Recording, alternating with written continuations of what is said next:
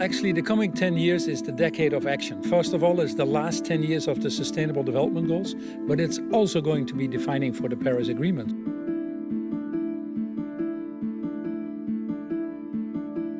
Businesses can expect a lot of regulation between now and 2030, because if we want to reduce our emissions the way we are projecting now, and we want to achieve climate neutrality by 2050, we have to do more than the present regulations.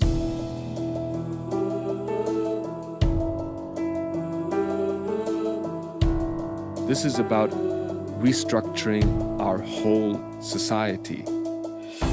Often the most important stories that are going to change our world are the slow-moving, elliptical, complex ones that are swathed in acronyms or jargon, but somehow we have to translate to the wider world. This is about reshaping the world economy. Governments can't do it alone, NGOs can't do it alone, science cannot do it alone. What kind of company do we need to be? What do we need to be for society? The single thing that we as an industry and we as customers need to do is just consume less, is just buy less. If you do commit, and I mean truly commit to sustainability, we do find that these companies are significantly outperforming the long run in terms of financial performance. So let's address this, turn this around and turn it into the biggest business opportunity that there is.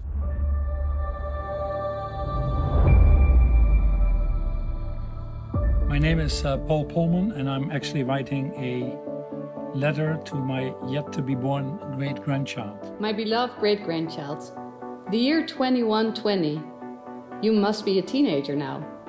And I wonder, how alive is the world that you are living in? We are now at risk of handing over a planet to you, my dear great-grandchild, and your children and their future children, which is so destabilized that we can see no chance of providing good living conditions for you and your fellow citizens. I will be your biggest supporter in any way I can.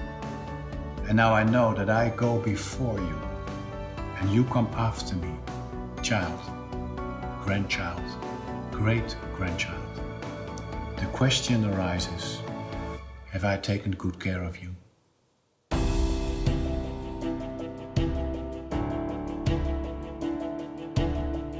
The most important reason why our planet is not sustainable for the future is that we have an economic system that is based on unlimited growth, that doesn't take into account the constraints of the planetary boundaries.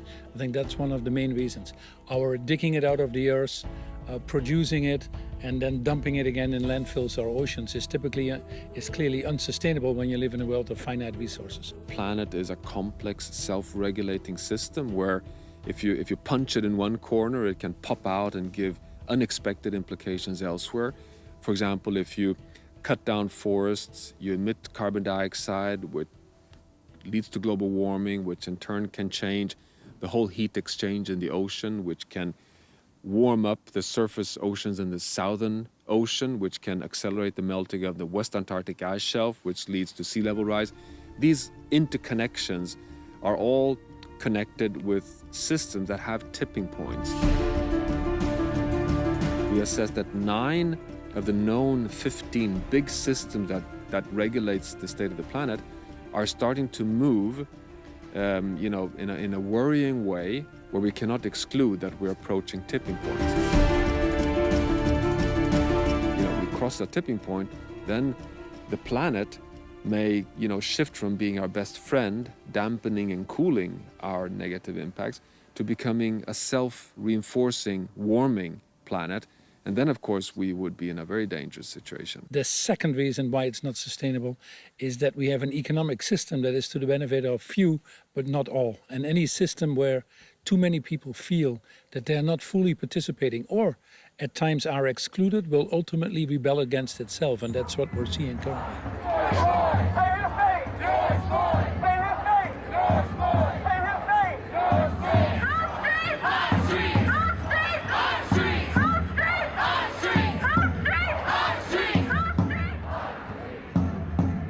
In addition to the environmental issues, the recent COVID-19 crisis, the pandemic, has also sort of shaken this false sense of safety and security that we all had in the system, and therefore highlighted, in addition to everything else, of course, the social issues within global supply chains, the inequalities within societies and across countries, the interdependencies of countries, the interdependencies of supply chains, and so on. I think that many corporate leaders and policymakers recognize that after the 2008 crash, after the explosion in populism we've seen, after events like the COVID-19 pandemic, continuing as they have before is simply not going to be sustainable, and that something needs to change.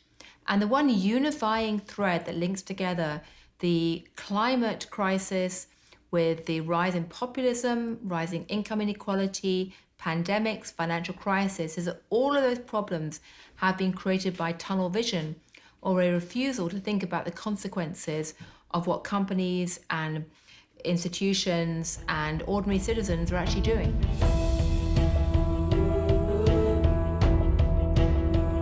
Since we embarked on the Industrial Revolution and started burning fossil fuels some 150 years ago, we've today caused the global mean temperature to rise with 1.2 degrees Celsius. Now, 1.2 may not seem so much, but it's actually, we've reached the warmest point on Earth since we left the last ice age 12,000 years ago. 1.5 degrees Celsius warming in average terms, we are likely to reach by 2030 already, as we are following today. A 2 degrees Celsius world is a place where, according to the current, our current knowledge and the pathways we're following, is a place that we may reach by 2050. So in 30, perhaps even earlier, but in 30 years' time roughly. So it's very close. I mean, it's just you know, when our kids grow up, we would be in a 2 degrees Celsius world.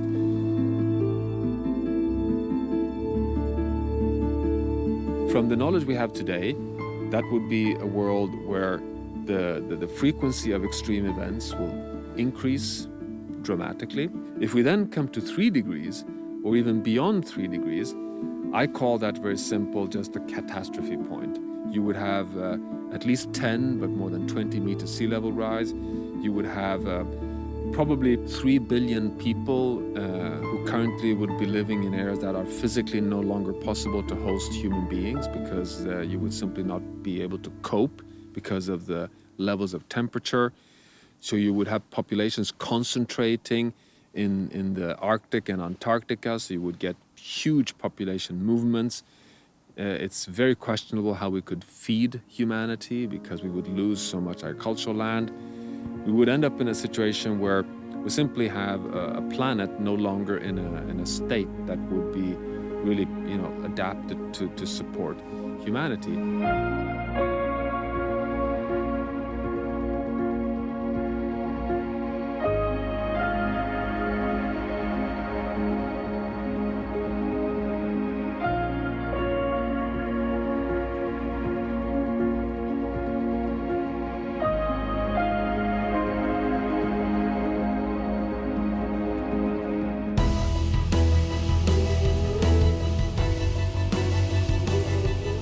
Arguing for overthrowing the system, and it has done nothing positive. Of course it has led to economic growth. Of course it has taken a lot of people out of poverty. The question is, at what cost?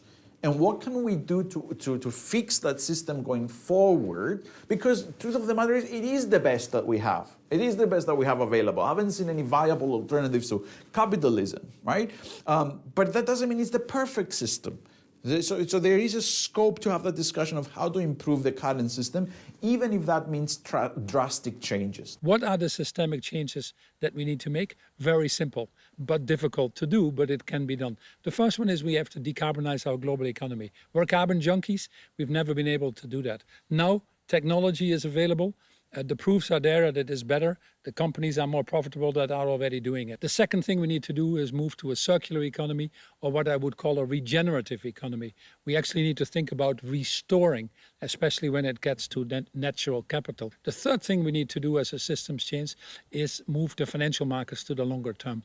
This myopic focus on shareholder primacy and short-termism doesn't give us the space to address these longer-term issues. And the fourth thing that we need to do is to be sure that our economic system is more inclusive. All of the scenarios, all the climate models that take us safely to a state where we keep global warming well below 2 degrees Celsius and start approaching 1.5, they all bend 2020. So this year is the grand year when we need to start bending the global curve of emissions.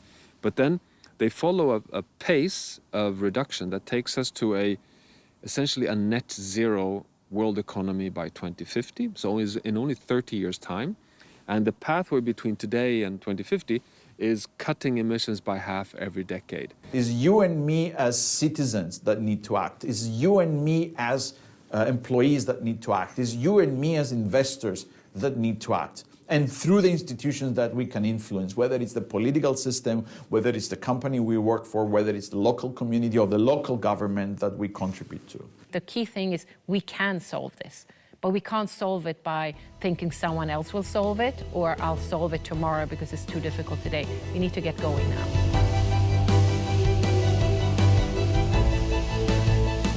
For far too long, frankly, businesses have not tried to think about the impact of what they did. And what's changing now is that they're being forced to think about the impact and actually confront it. But the starting point, I think, for any company is understand your business, understand where you have a negative impact, where you can have a positive impact, build on your strength, and be bold in daring to take the steps needed to really reflect on what kind of company do we need to be. What do we need to be for society? Because we have a social contract. Business cannot be a bystander in a system that gives it life in the first place. And secondly, business cannot thrive in societies that fail either. We've benefited for centuries from good governance in the world, and it has given prosperity for many, including many of the businesses. Now, without any doubt, we're going through a difficult period of global cooperation, of governance. And as we've benefited before, I think it's now the task of the private sector to step up. The issues that we have are simply too difficult now for governments to attack alone. We need to set the example, and we need to force the partnerships to drive these systems changes. Well, today it's illegal to buy a bike from people who stole the bike in the park in Amsterdam. And we call it fencing. But it's still legal to buy cocoa that's produced by child slavery. And if you realize that over 1 million people doing illegal work in the value chain of cocoa, you cannot be proud of a product called chocolate if you're aware of that problem. You have to address it and take action and change it. Our mission is 100% slave-free chocolate, not just our chocolate, but all chocolate worldwide produced. Together with the big companies like Mars, Nestlé, Mondelez, and Barry Callebaut and Cargill, it is possible. If everybody takes their responsibility seriously, then we will solve it within 10 years. Food waste is actually a massive sustainability issue. If we look at all the greenhouse gas emissions, between 8 and 10% of them are estimated to be coming from food that we waste. Actually, most people don't consider food waste an environmental issue. They don't make that connection between food waste and climate change. At Too Good To Go, our main product or business model really is an app that works as a marketplace for surplus food. So we basically connect restaurants, supermarkets, bakeries that have surplus food left by end of business with consumers who save this food, go pick up a magic bag of surplus food and have a good deal in the process. Our ambition level really is that in 5 years we want to have saved 1 billion meals. The second half of our ambition really is to inspire people at large. So the goal is in 5 years to have inspired 250 million people to reduce food waste at home.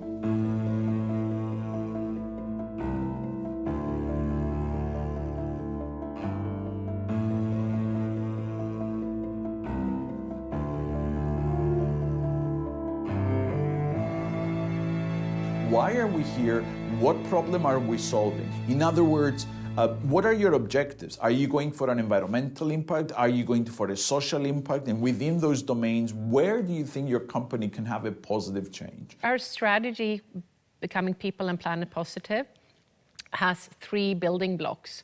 So one is, how can we enable and inspire 1 billion people to live within the planetary boundaries? Then the second building block is how to become climate positive and circular.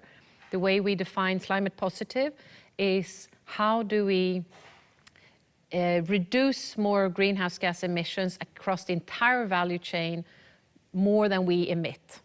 And then really looking at the totality, so scope 1, 2, and 3. And also then looking at circularity in terms of only using renewable and recycled materials. So we're aiming to only use renewable and recycled by 2030. And then the last pillar is how to be fair and inclusive with our communities and people. So really, how do we, through our everyday actions as a company and as a value chain, make people's lives better off? So the question here, especially for large companies, is what if these problem-solving institutions started looking at these broader environmental and social challenges, not only as challenges or problems, but in fact as needs, right, as gaps in the market. And that's why I'm very sympathetic to this idea that, for instance, if you take the UN Sustainable Development Goals, yes, they are ambitious, yes, they are long-term, yes, this is the first time that as a planet we came together to agree on anything, at least we agreed on the problems.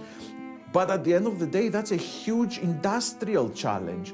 If we talk about changing the transportation system, the food production system, the energy system, that's an industrial challenge, and that's what businesses do. I hope that you love this wonderful planet as much as I did, and that you can marvel at all the flowers, animals, and wonderful people you see when you wander this planet. And I imagine seeing you around the bonfire with friends and listening to the stories from parents and grandparents.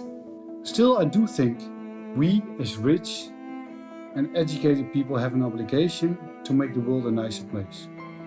Because after all, we only lent this beautiful planet from you, our future generations. The planet just cannot keep up with us. We have to stop making and using so much stuff. Most of it doesn't even make us happy.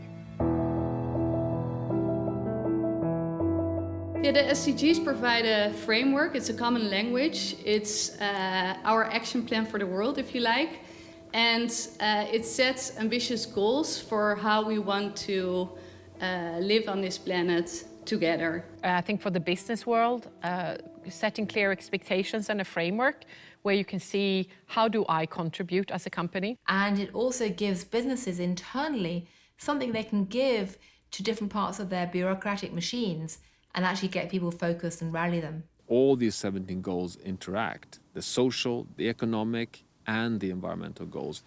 So I've even redesigned these 17 goals to something that has been baptized the wedding cake, because at the bottom you have the 4 planetary boundary goals, goals 6 on freshwater, 13, 14, 15 on climate, oceans, and biodiversity, and that these are non-negotiable. These are the planetary SDGs that everyone has to simply accept. And then within that, in the next layer of the wedding cake, you can have all these aspirational goals for social goals. I mean, education for all, eradicate poverty, eradicate hunger, really good. But they have to be delivered inside the bottom part of the cake. And then at the highest level, you have the economy and you have governance. You want to have peace, you want to have security, and you want to have a good economy as tools to deliver on your social aspirations.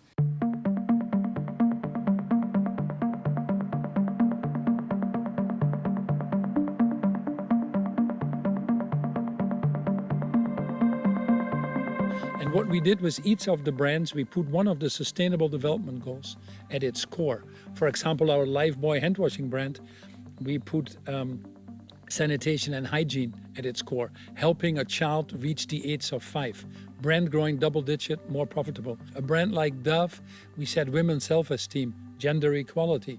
And again, once more, it made our products and communication so much more relevant, that then got translated into business results. Our more sustainable brands, the way we characterize them at a very high standard, were actually growing 50% faster and also being more profitable than the brands that still had to work at it. We emit 0.1% of the greenhouse gas emissions in the world, so across our total value chain. And we know that climate change will have a negative impact on us. I mean, it already is in terms of stores closing with flooding or temperature increases impacting our energy bill. So already today it's having an impact. But even if I go to 2030, 2050, we know that if we head towards a 3-degree world, it's going to heavily impact our business in the value chain. So we need to address climate change. So let me take one, for example, packaging, a very important topic at the moment. There are a couple of targets within there. For example, to collect 100%, so every pack we put on the market by 2025. That means we want to get all our packaging back, all the bottles, all the cans, all the pouches, everything. Another commitment in This Is Forward is to make everything recyclable. So that we can really build that circular economy that we long for. Another commitment is to have at least 50% recycled PET, rPET we call that, by initially it was 2025, but last year we made the commitment to make that 2023. The reality, though, is that the $3 to $5 trillion that we need to implement the Sustainable Development Goals have to come from the private sector. Government spending will more likely go down after this bigger rescue that we've seen with COVID than up. So the private sector needs to do that. Now, the good thing about this is that we've waited so long to address some of these fundamental issues like inequality, food security, poverty, climate change, that the cost of acting is actually less than the cost of not acting.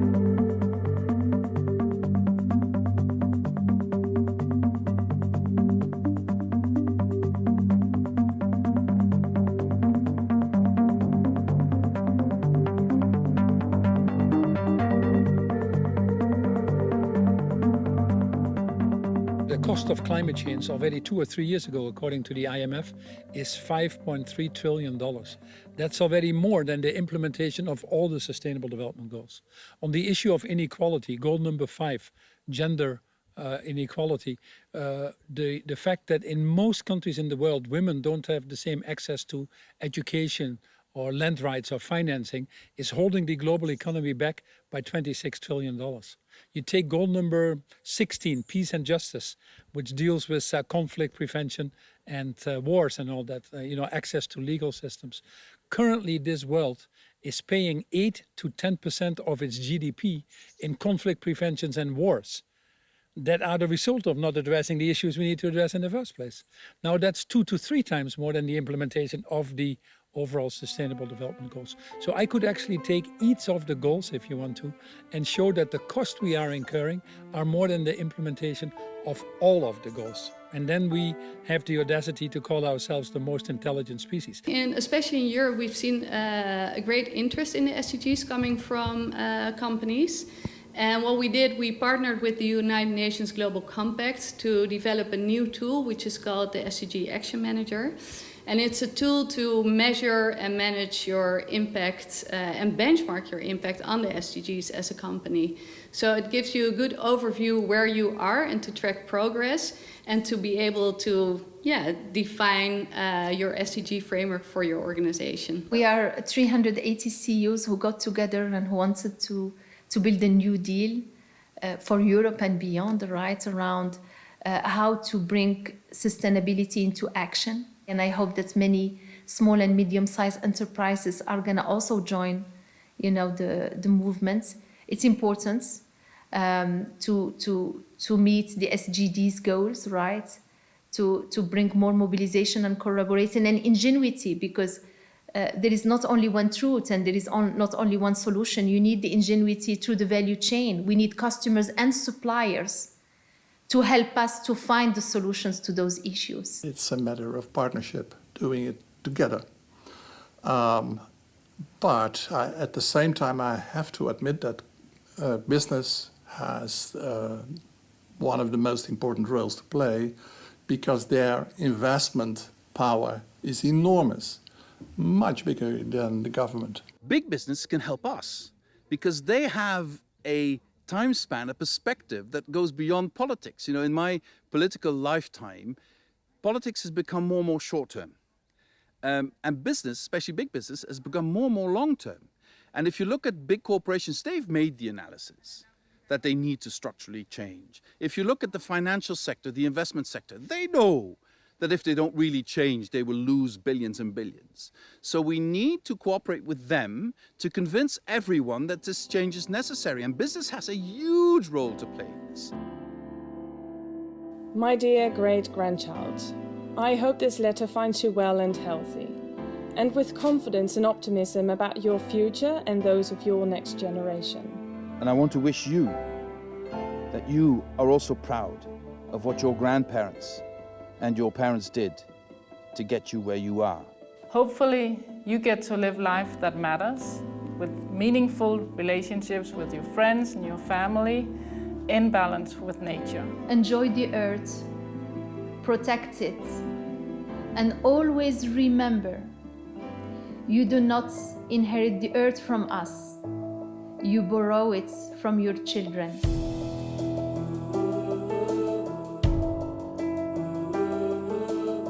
Does it pay to be sustainable? Does it pay to be responsible? And some papers show that, in fact, if you do commit, and I mean truly commit to sustainability, right? If you deeply embed it into the organization, if the commitment is genuine, in other words, you put resources behind it, we do find that these companies significantly outperforming the long run in terms of financial performance. I think there's evidence out there that they are in general more successful. I would bet unequivocally that as we look to the future, that companies have a clear sense of purpose that allow their employees to engage in that sense of purpose and that take responsibility for the externalities of their business. I think those are the companies that are going to have the brightest future. We have ample evidence, hard facts, that over the last 10 years, that companies that were run on a multi-stakeholder, longer-term focus, taking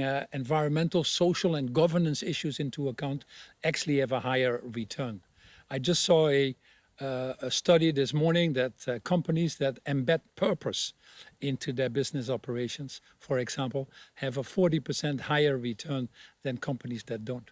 In the crisis itself, the COVID crisis, we've also seen that companies that have more embedded their ESG into their businesses and run these longer-term stakeholder models have actually weathered the storm better. We're a retailer, we're a profit-making company. We are not a charity. We're not here to save the world. We're here to create a better everyday life for the many people through beautiful home furnishing products. That's what we do as a business. And that is a profitable business. But it's only profitable if we are smart with using resources and if we're tuning into what our coworkers and our customers want. Because if you have a fantastic product that no one wants to buy, you're not a profitable company. So I think that the key thing here is we need, as companies, to understand that the social contract between us and society is changing. If you only think of your own shareholders in the short term, I think it will not be acceptable anymore, not for the politics, but also for the consumers and not for the employees. So employees, young people, are looking for companies with purpose. And so I believe all companies should become impact companies. And I think it's important that leaders do lead these days. And they show that this is real. And we can win, by the way. And it's profitable. This is not only charity, right? You can be good for the people, for the planet, and you can be profitable. If you change your mindset, if you build the right ecosystem around you.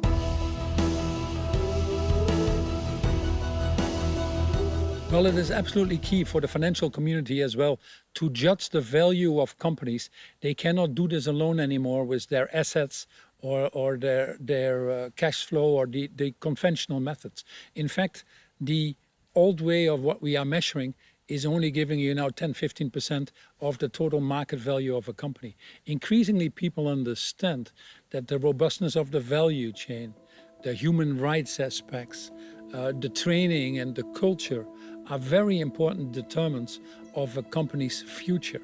And not surprisingly, in this age of data, increasingly so, we are increasingly able to measure that and show, as I said before, that a more diverse organization is performing better. An organization that is able to put purpose at its core is performing better. An organization that decarbonizes and internalizes the risk of climate change is performing better, and so forth. I think in the investor community, we are seeing a slow but steady change of heart. And in some work that I have done with my co-authors, we do show that over time, investment analysts, although they started by penalizing companies that were good, they're doing well on environmental and social issues, in terms of their investment recommendations, that trend has shifted and has reversed in recent years. There are three things that have changed in terms of how investors look at the risk to companies in relation to the climate and other sustainability issues. Firstly, it's become clear that when companies completely ignore climate risks, they can get hurt badly. Secondly, it's become clear that when companies do start to look at these issues of long-term sustainability risks and try and take action to ameliorate them, investors, for the most part, will actually reward them, not punish them. The third big issue is that investors now have a way to talk about these environmental risks and to look at them in terms of corporate balance sheets, and that's with the phrase stranded assets. And stranded assets refers to things like oil and gas reserves that may never be used because of climate change. And because investors can now go to companies and say, what quantity of stranded assets do you have? How will that affect your performance or your value in the future? They have a language to talk about these issues. And stranded assets sound sufficiently scary to put on the front page of a newspaper. So wishing you a healthy life on Earth. Wishes from your great-granddad, Johan Rockström. Sincerely, your great-grandmother, Teresa. Sealed with a kiss. With so much love, Hubertine.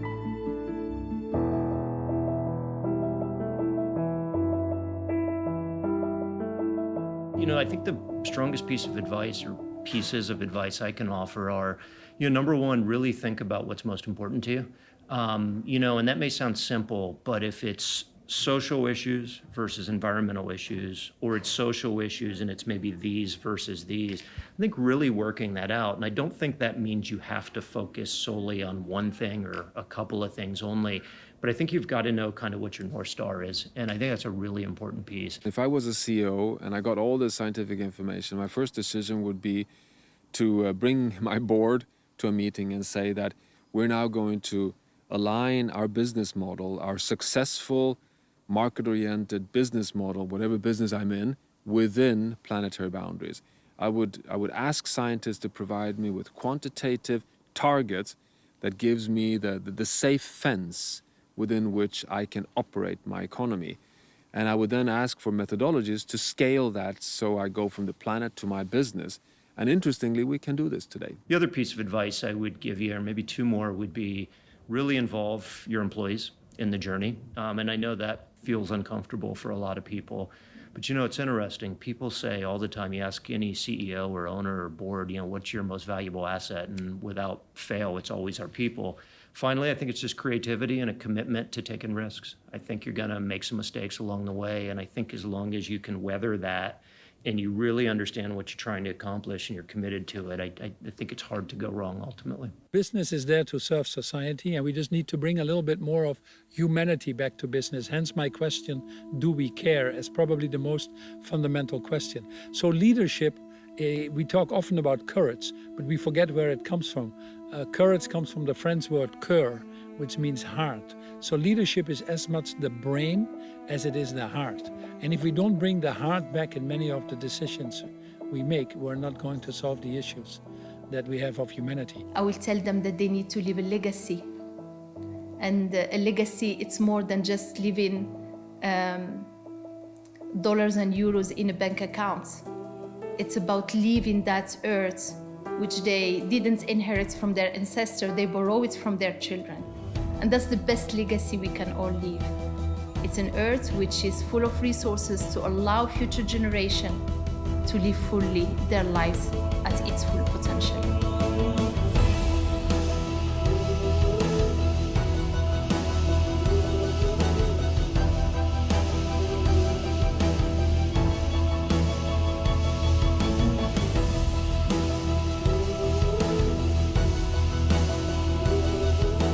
This truly is the decade of the green accounting activist, the green legal warrior, the green CFO.